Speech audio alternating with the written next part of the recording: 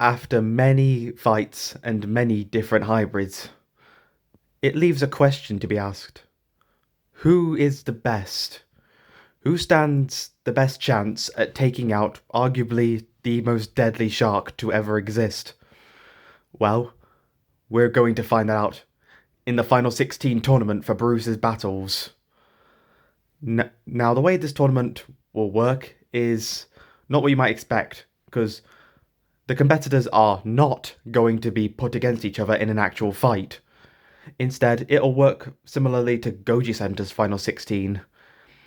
So each competitor is going to be judged based on what they can do to Bruce, their different traits, and their chance of victory. Also, it's worth clarifying now that any 2v2 fights will have Bruce be partnered with Chuck. So, it's time to start the tournament. Matchup 1. Hector versus Spyro 2.0 and Cinder. By the way, I'm going to be referring to Spyro as just Spyro, not Spyro 2.0 for simplicity. These hybrids are very different in terms of their biology and tactics. Hector might be smaller than Bruce, but he is a more efficient ambusher, relying on that heavily to being able to catch Bruce off guard before throwing haymakers. Spyro and Cinder, meanwhile, are purely focused on a team strategy designed to fight as a pair, and they appear to be quite good at it, utilising their large teeth and jaw wells from the Helicopteron to do large amounts of damage.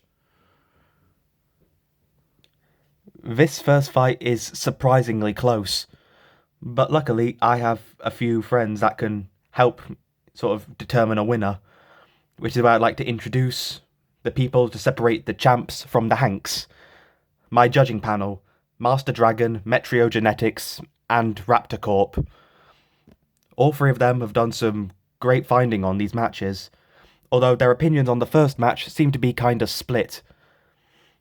Metrio Genetics believes that while Spyro and Cinder would win a lot of the fights, they see Hector winning more often than not due to his sheer force of his punches.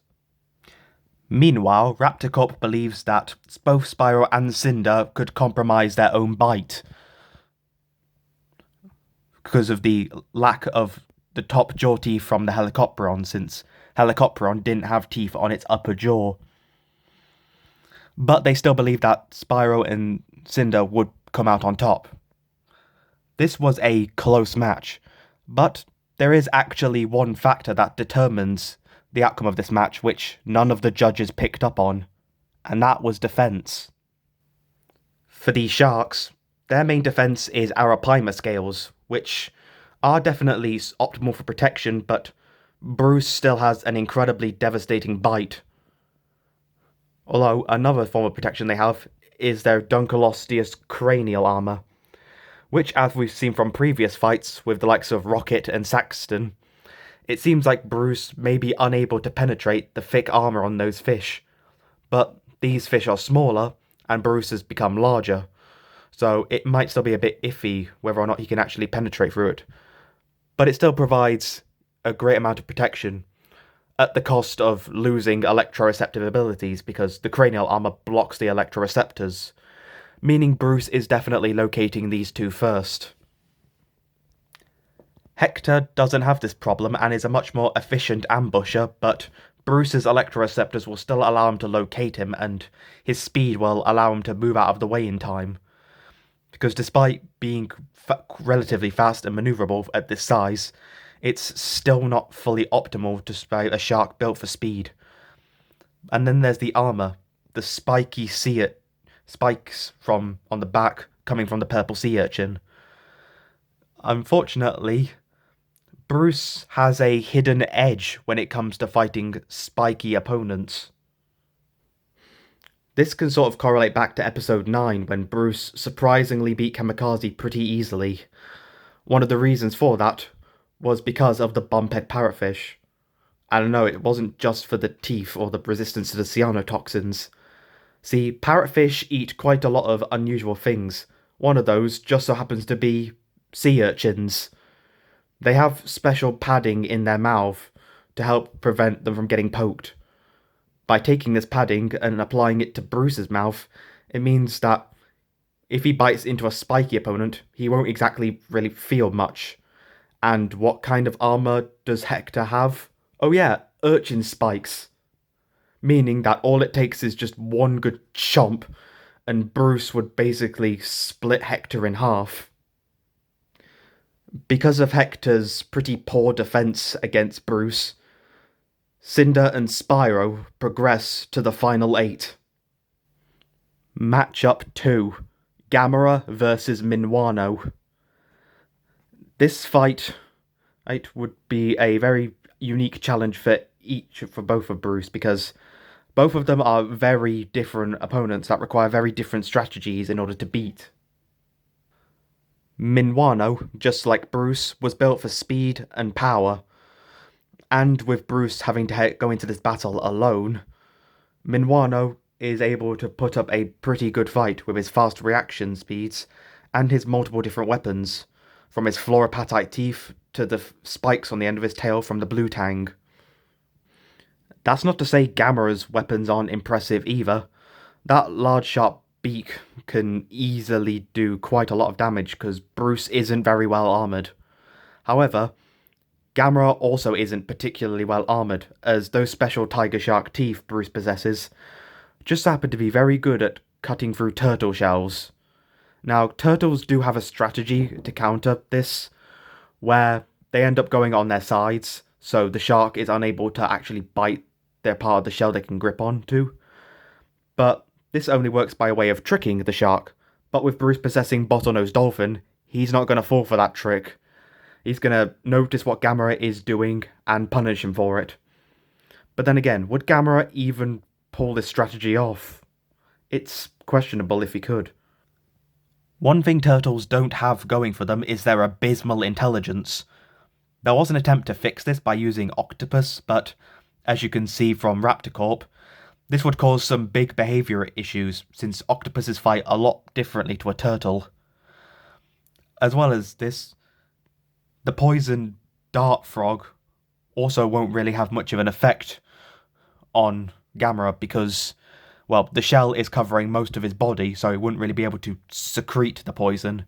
As well as that, poison dart frogs get their poison from insects they eat. The jellyfish won't be able to cause the same effect. But it turns out there's even more issues with Gamera which none of the judges found. The two main weaknesses that Gamera possesses both come down to his beak.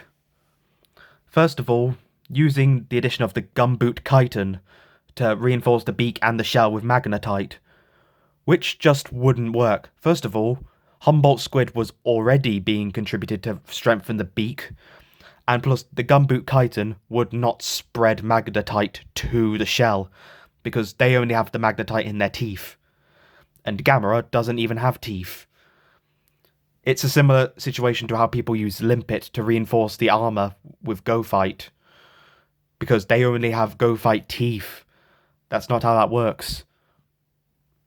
And also, another problem, because this creature mainly uses a large bite force from the snapping turtle, enhanced by saltwater crocodile. Two very different bites don't mix. This is a classic mistake that Hank made, trying to put the sheer bite force of the saltwater croc with the snapping speed of the snapping turtle would lead to this hybrid smashing its own face. Ironically, not the only turtle hybrid I've seen that has been doing that. And with the loss of their pretty much only weapon to fight against Bruce, Gamera is not in for a good time. Minwano is a lot better in this department, since the fluorapatite only exists in the teeth, it doesn't spread across the entire body, and the arapaima scales are a much more reliable protection than compared to a shell. So because of that, Minwano moves on to the final 8. Matchup 3. Jill and Golem versus Khan. I feel like I'm going to say this a lot throughout the final 16, but very different fighting styles for all the different opponents. Khan is strong, fast, reliable, with great eyesight and a devastating bite. And with him being more or less the same size as Bruce, only a ton heavier, he can definitely hold his own. Jill and Golem, on the other hand, not too much. Yeah, the first round isn't really going to be too judge heavy because a lot of the hybrids end up severely handicapping themselves, or in this case, hanking themselves. And this is really like one of the first major examples of that. The first major issue is that these two have no contributors allowing them to work together, meaning they're more likely to fight each other than the actual targets they're supposed to kill. But both of them have much bigger glaring issues individually. Starting with Golem, first of all, the Camarasaurus shell won't save him, since we've already seen in previous battles that Bruce's large teeth and jaws can chomp through this shell, as it's still relatively brittle. Another issue brought up by Raptor is the Blue Ring Octopus toxins, which won't actually work. The Blue Ring Octopus gets its toxins from a symbiotic relationship with bacteria, meaning a lot of the animals that use Blue Ring Octopus for venom won't really end up working because they need that special bacteria to help with the venom. But that's not even the big issue on Golem, as the judges all pointed this out and were very clear on it. The pistol shrimp is the bane of Golem's existence, and is likely the thing that is going to put an end to him. Because, to put it lightly, pistol shrimp, one, doesn't even punch quick, they do something completely different. It's the mantis shrimp that does that. And, second of all, this kind of maneuver would be impossible to perform at this sheer size. And, three, there's something pretty bad that would happen to Golem if this was even possible. Which, surprisingly, none of the judges actually figured out. They'll either say that it would make Golem explode or make his arms blow off. But it turns out none of these are actually true. See, I actually found out what would happen thanks to Mark Rober's videos on grenades. As we saw from Hank, his arm would explode due to the sheer force that was behind it, but it was in the air. Air is compressible, which means the blast at least had space to dissipate, and Hank could have possibly survived. Golem, there's no shot of him surviving. Things are much different in the water. Water is incompressible, so when Golem tries to swing up for a haymaker, the water molecules end up moving too much too quickly, and they encounter a bunch of resistance from pretty much all the other molecules that they're trying to move. This ends up actually having the opposite effect of what intended, and that all the force ends up pushing back in the opposite direction, which in this case, the sheer force would basically allow the water to tear its way through Golem's entire squishy body, which would cause a large amount of problems, breaking the skin, severing limbs, and permanently destroying all of his internal organs. And this would happen extremely fast, like in the span of less than a second. So Golem would very much not be alive. He'd basically just be floating down to the bottom of the ocean in a mangled mess of missing limbs and destroyed organs and broken dreams. So, without Golem, Jill is on her own, and even then she still has quite a few weaknesses. Those lamprey teeth aren't really going to do a whole lot against Bruce or Chuck. Since it's an invertebrate, it was designed for a completely different thing other than biting. Worst case scenario, Jill latches onto Chuck, allowing Bruce to finish her off. No, Chuck is the meat shield of the duo, so he was pretty much made for something like that. The other problem being the large Spinosaurus tail, which, while helpful in propulsion, it is still a huge target for Bruce or Chuck to bite on. So yeah, I think it's safe to say that with pretty much no difficulty at all, Khan moves on to the final 8. Matchup 4. Team Aurora versus Brace.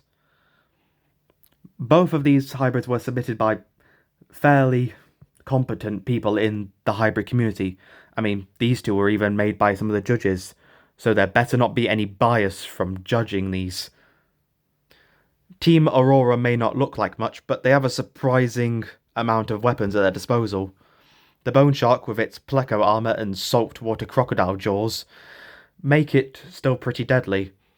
That, along with the Gasopod and its venomous hagfish slime, which would cause problems for both Bruce and Chuck, especially Bruce. And the fact that they're more or less the same size as Bruce, well, the old Bruce anyway, and can keep up speed with him while not getting as fast. These two can definitely be a real nuisance and cause some trouble for the Sea Dragon warriors. Brace, on the other hand, is completely different. He is a titan of a fish. But the titan he uses isn't necessarily the best for a fight. See, Lead Sickfeast was a filter feeder. It wasn't necessarily made to perform sharp maneuvers and biting attacks. So the instincts on actually fighting are going to be slightly messed with. Master Dragon helped find a lot of these things, being the one in charge of judging this fight, which I was still a little hesitant on, not gonna lie. But he definitely made the right decision, as well as the fact that Bruce could honestly fight this battle alone and still come out with no injuries. But that's not even the possible biggest problem for Brace. See, there's been a lot of conflicting things that when it comes to the actual jaw structure of Brace, because starting with the creator said it would be a Megalodon jaw, but then in another comment made to one of the judges, they said they used Dunkleosteus. And that makes sense because the head, it looks more like a Dunkleosteus jaw than a Megalodon jaw. It's a bit conflicting, so I feel like it mainly uses a mix of both, which would be a huge detriment to Brace. The Megalodon bite force with the Dunkleosteus snapping speed, it would break its own face. Again, surprised this is the second time we've had to talk about a hybrid breaking their own face in one video. But even if that wasn't the case, Brace is still incredibly slow, and while he may be able to end Bruce in a single bite, Chuck may be able to take a few bites before keeling over. But still, that's even if they can even get a bite in on either of them. Because, like I said, Bruce could potentially fight this one alone. The Arapaima armor is not really going to provide full protection against that bite. The head is pretty much safe, but then again, that also nullifies a lot of the electroreceptors that this creature was said to have. So, due to a combination of sluggishness and conflicting jaw structure, two things that neither of these hybrids have, Team Aurora moves on to the final 8. Be sure to stay tuned for tomorrow. Yes, tomorrow. The next half of round 1 will be happening tomorrow. So, judges better get to judging, because we got another batch of contestants, and only half of them will be able to join the rest in the final 8.